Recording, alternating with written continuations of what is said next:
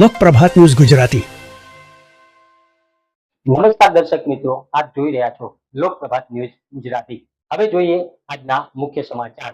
પાટણ બગવાડા દરવાજા ડોક્ટર ભીમરાવ આંબેડકર સાહેબ નમન કરી ક્રાંતિ સૂર્ય રાષ્ટ્રપિતા મહાત્મા જ્યોતિરાવ ફૂલે દ્વારા સ્થાપિત સત્યશોધક સમાજના 151મા વર્ષ નિમિત્તે બહુજન મહાપુરુષોના ઇતિહાસ, સંઘર્ષ અને બલિદાનની સાદી અને સરળ ભાષામાં છણાવટ કરી વાકેફ કરવાનો કાર્યક્રમ યોજાયો।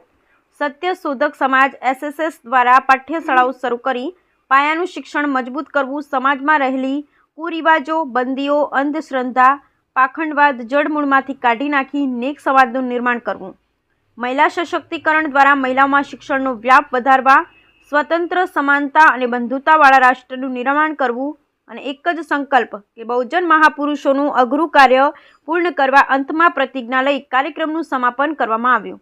પાટણ બગવાડા દરવાજા ડોક્ટર ભીમરાવ આંબેડકર સાહેબના નમન વંદન કરી ક્રાંતિ સૂર્ય રાષ્ટ્રપિતા મહાત્મા જ્યોતિરાવ ફૂલે દ્વારા સ્થાપિત સત્યશોધક સમાજના 151મા અને બહુજન મહાપુરુષોના સંઘર્ષ અને બલિદાનથી પ્રેરાઈ સત્યશોધક સમાજ SSSની સ્થાપનાના બીજા વર્ષમાં મંગલ પ્રવેશ નિમિત્તે આજે ડોક્ટર ભીમરાવ આંબેડકર સાહેબની પ્રતિમા બગવાડા દરવાજા પાટણ ખાતે સત્યશોધક સમાજ દ્વારા સુંદર કાર્યક્રમનું આયોજન કરવામાં આવ્યું હતું। Bureau report Narottam Rathod.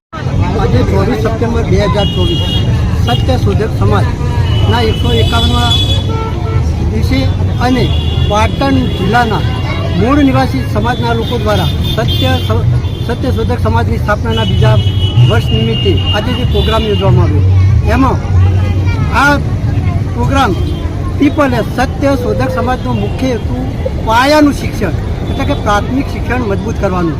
અત્યારે પ્રાથમિક શિક્ષણ મજબૂત હશે તો બાળકનું કેળવણી આગળ વધશે।